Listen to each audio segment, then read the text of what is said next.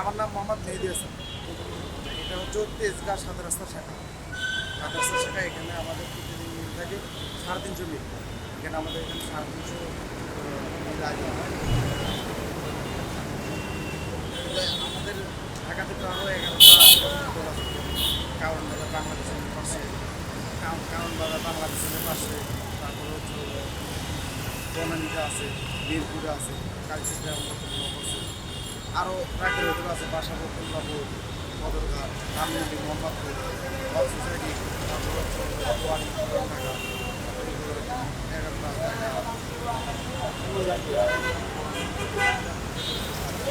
আলহামদুলিল্লাহ। আসলে আমি এখানে কাজ করে গর্বিত যে সময় লোকদের এই যে তারা খাবার পাইয়া দোয়া করে, আমাদের জন্য দোয়া করে, খাবার এবং তাদের যে হাসি কাহিনী আমাদের আসলে ভালো লাগে। দিন শেষে আসলে আমাদের পরিশ্রমটা এই একটা এদের যে হাসিটা এটাতে আমাদের ইনশাল্লাহ অনেক ভালো লাগে।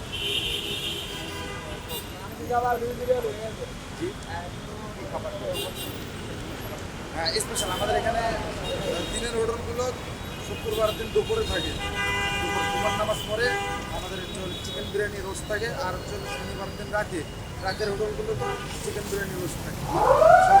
সপ্তাহে একদিন আমাদের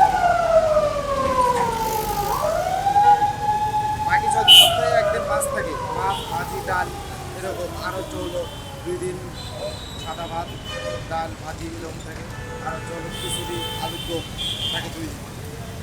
এইভাবে আর কি আমাদের তাদের মেনটেন হয়।